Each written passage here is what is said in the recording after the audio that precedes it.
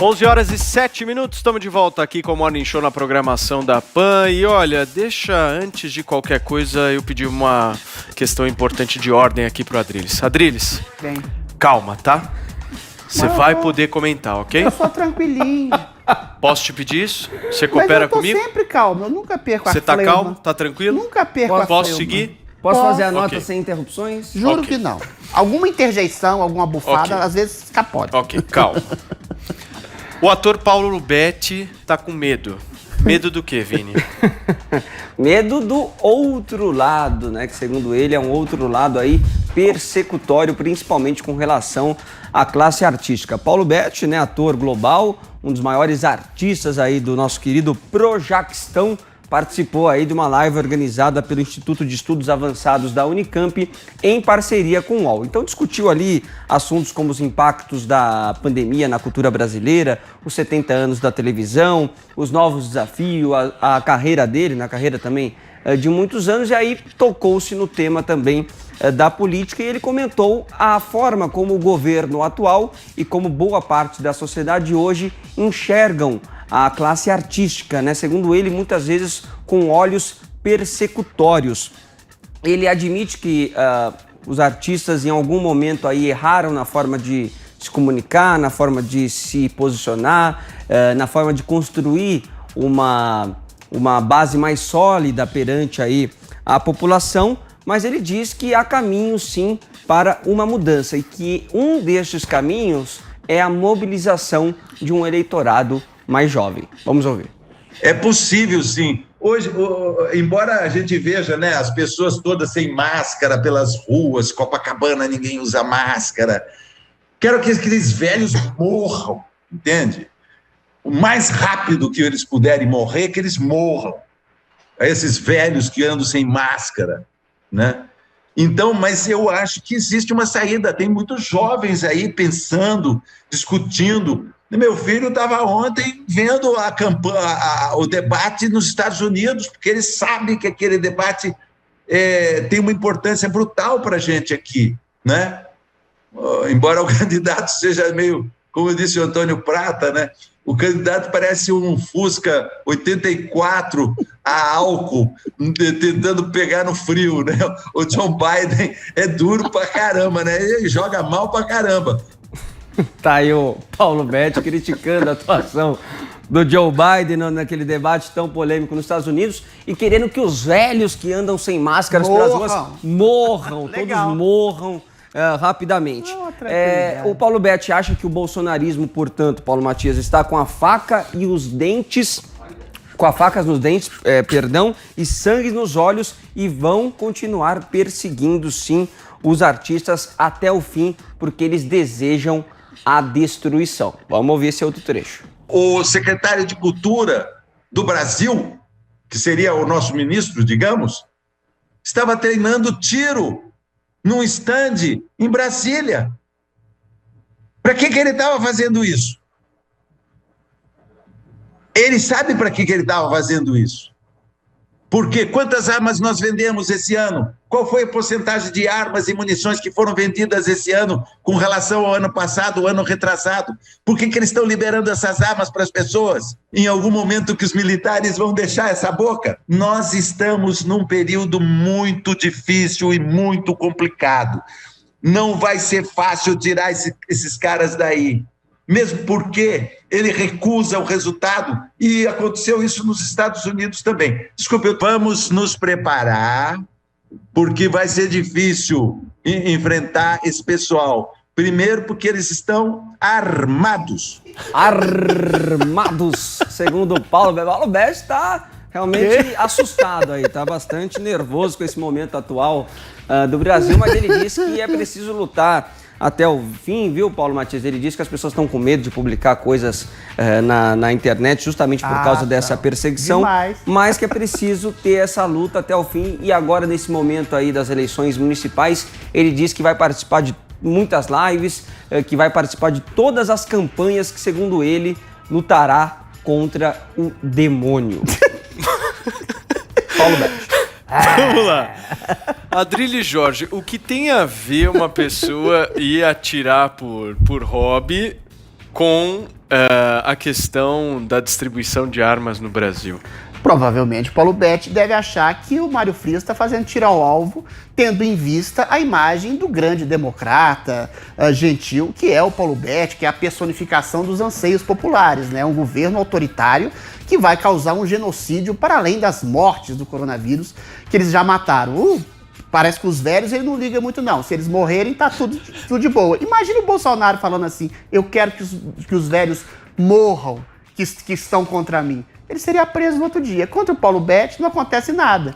A gente ri, porque é de um quê ridículo e atrozmente ridículo e patético e sem fundamento, né? Só que o Paulo Betti, ele é a personificação da esquerda progressista que existe hoje no Brasil, que projeta no governo um governo autoritário, que projeta no governo um governo nazi-fascista, genocida, que quer matar as pessoas, que é insensível, e através dessa projeção esquizofrênica, delirante, maluca, quer que as pessoas, quer incidir as pessoas a autoritariamente depor um governo legitimamente eleito em nome da democracia. Ou seja, é uma inversão completa.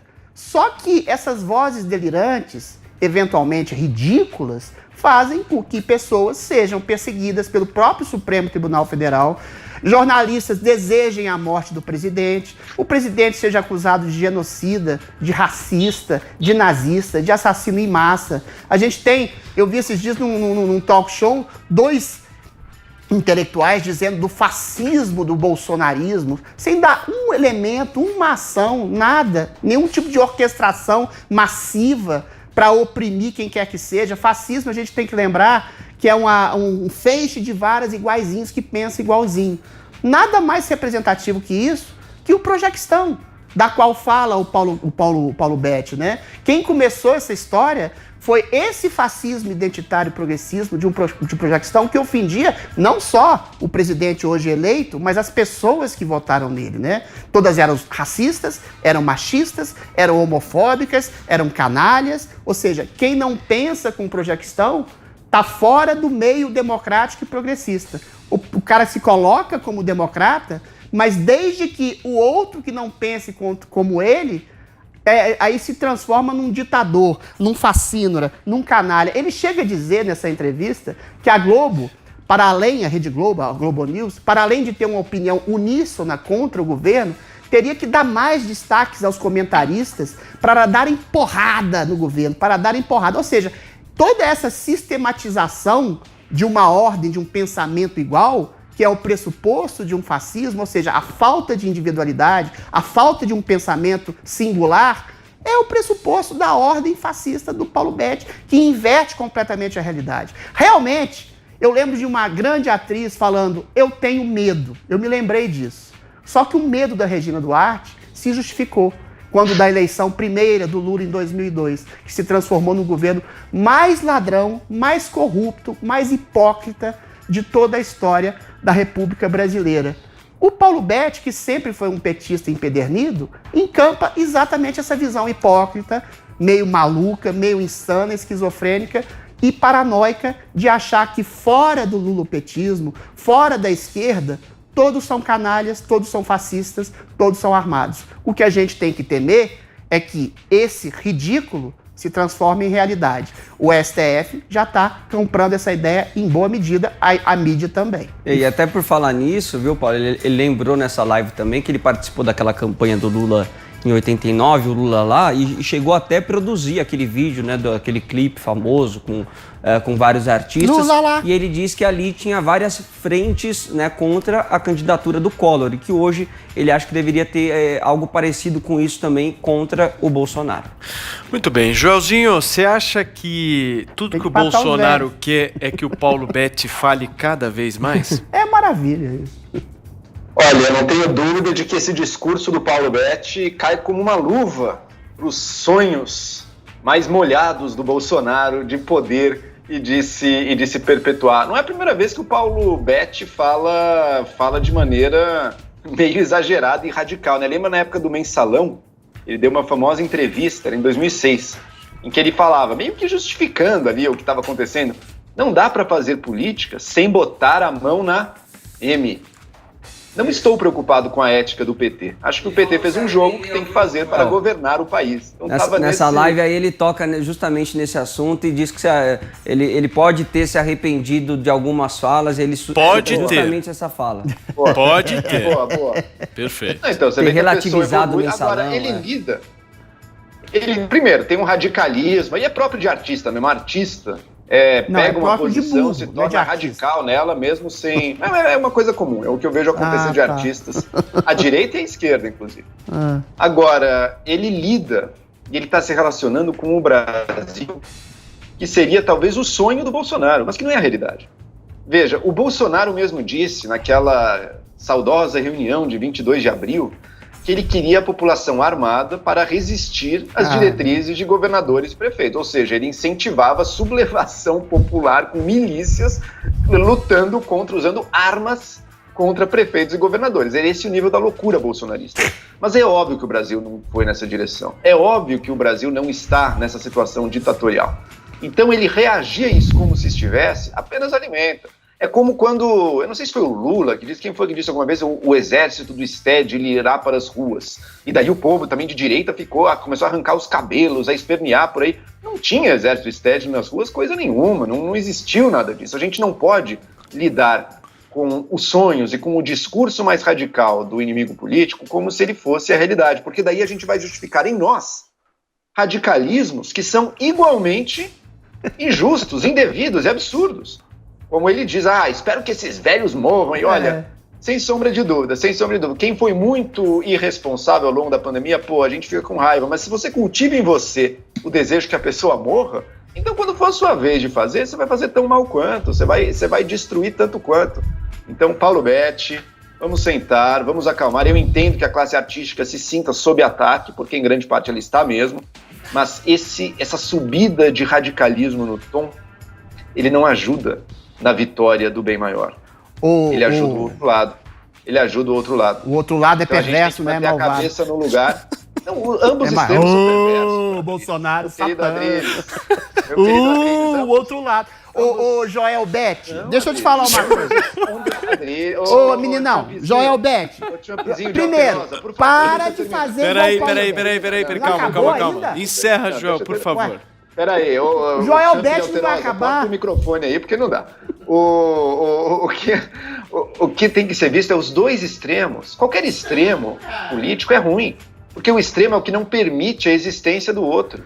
É isso que a gente perigosamente caminhou no início do governo Bolsonaro. Neste momento, o Bolsonaro já abandonou grande parte daquele radicalismo mais antidemocrático que ele tinha. A gente viu que ele agora abraçou o centrão, abandonou os extremistas alucinados de extrema-direita, que antes andava juntinho. Então agora a coisa já está muito diferente. Embora, evidentemente, continue a ter muitos males que qualquer cidadão politizado que se importe com o Brasil, a careta ali, ele vai querer combater isso no governo. Mas com esse radicalismo não ajuda nada. Esse radicalismo nos leva de volta, aí sim, a uma situação de risco. E se não é a direita que vai tocar o terror, quando a esquerda radical chegar, ela vai. Ô, Joel, você tá falando muito também. Nossa, tá que nem o Adriles, pelo amor de Deus, hein? Adrilão. Vai lá, Adriles. Ô, Joel Betti, para de distorcer os fatos. Quando o presidente falou pra população se instaurar contra a possibilidade de uma ditadura, ele estava defendendo exatamente a liberdade das pessoas não serem atacadas, não serem arrastadas em praias, não serem presas nas ruas contra o autoritarismo meio... globalista, pseudocientífico, isolacionista. Ele estava exatamente defendendo a liberdade. Agora, o que é temerário, o que foi que aconteceu? O que é temerário é você colocar na cara do presidente Bolsonaro e no governo um modelo fascista que não é escorado em nenhum tipo de fato, em nenhum tipo de ação. Eu já te perguntei 1000 vezes qual é a ação fascista autoritária do governo. Você nunca respondeu nem meia palavra. E aí, quando você chega o Paulo Betti e endossa, por exemplo, nessa mesma entrevista, o Caetano Veloso, que endossou 2 intelectuais francamente stalinistas que passam pano para 20 milhões de pessoas mortas, perseguidas, massacradas, torturadas, num genocídio real. E aí, em nome de um genocídio ou de um fascismo fictício, você cria perseguições reais, como estão sendo feitas pelo próprio Supremo Tribunal Federal, em nome de pessoas reais que são acusadas de coisas que elas nem sabem. Isso é fascismo. Você ser acusado, perseguido, julgado por algo que você nem sequer sabe. Esse é um princípio de fascismo. Fascismo é um pensamento em uníssono que demoniza a intenção que você acha que alguém tem de ser fascista para depois persegui-la. Isso é o que fez Adolf Hitler. É assim, Pera aí, agora você deixa eu falar. Isso é o que fez Adolf Hitler. Assim.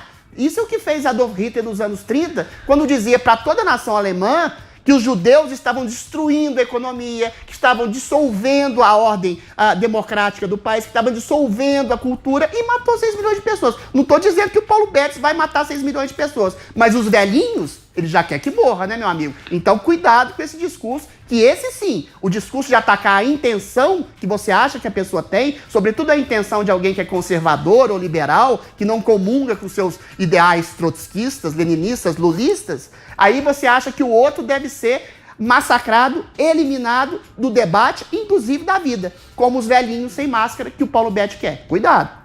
O seu problema, Adriles, é que você reconhece o perigo do radicalismo de um lado, mas o do outro você vê anjos democráticos. Me dá uma ação, me dá uma ação fascista. Bolsonaro, Peraí. Bolsonaro querendo armar a população. Alan dos Santos ligando para assessor do Bolsonaro pedindo golpe de Estado. Os caras o Alan dos Santos faz parte do governo. O Bolsonaro queria que as pessoas se protegessem. Peraí, ô Joe Biden e Donald Trump aqui. Vocês estão achando que vocês estão no debate americano aqui? As pessoas devem se armar contra a peraí, opressão. ô Adriles, peraí. Vocês pegaram a mania do Trump de ficar interrompendo? Vocês estão achando os dois meninão aqui, um interrompendo o outro. Quem tá no rádio não entende porcaria nenhuma. Então vamos botar ordem aqui nessa bagaça. João Pinheiro tá com a palavra. Se a Adriles Jorge quiser falar depois, eu quero. Rapidinho, por favor. Joel. Assim como a Adriles fala no progressismo, no projaquistão, que são muito mais movimentos ou culturais ou ideias muito soltas que estão aí envolvendo várias pessoas, é preciso distinguir governo Bolsonaro e bolsonarismo. O bolsonarismo, enquanto movimento cultural, social e político, tem muitas das características que o Adriles caracterizou como fascista. Não toleram de forma alguma nenhuma crítica, exigem pensamento único, perseguem, falam inclusive que querem matar ou prender, ou fechar Congresso, ou fechar STF, tem tudo isso. O governo, ele em diversos momentos, infelizmente, deu aceno e encorajou diversas dessas manifestações. Mas concordo, o Bolsonaro não é um ditador, a gente não vive uma ditadura, a gente está vivendo uma democracia no 80% pleno funcionamento. Agora que ele está processando pessoas que estão criticando, a gente pode começar a se preocupar. Okay. Mas ainda assim, vivemos ainda numa democracia. Agora, Adriles, tem que condenar os radicalismos dos dois lados, Adriles. O bolsonarismo é tão perigoso quanto qualquer desses seus esquerdismos aí que você enche a boca para condenar. Okay. Aliados radicais pontuais você tem em qualquer governo, em qualquer circunstância de poder. A questão é que quando você orquestra um tipo de manifestação, e essa sim, progressista, que começa a chamar, e não começou no bolsonarismo, o bolsonarismo é sintoma, é uma reação a esse tipo de fascismo identitário, quando você começa a chamar as pessoas de abusadores, de racistas, de fascistas, de nazistas, isso acontece o tempo inteiro. Ou seja, você tem um establishment para além de um governo que foi eleito como reação a esse radicalismo, e aí você imputa o radicalismo nessa reação. O Bolsonaro é reacionário sim, mas reacionário contra esse tipo de maluquice ideopata que quer perseguir pessoas. E não só persegue, como prende judicialmente. Caetano Veloso fez e passou pano para 2 stalinistas. Pessoas que justificam a barbárie, o assassinato, inclusive o assassinato em massa. Você nunca viu as hostes bolsonaristas falando tem que matar os velhos. Entendeu? Você nunca viu as hostes bolsonaristas dizendo tem que ter um genocídio. Em nome da revolução, a morte tem que ser uma coisa bacana. Agora, quando o Paulo Betts fala isso, as pessoas acham graça. Ok. É isso.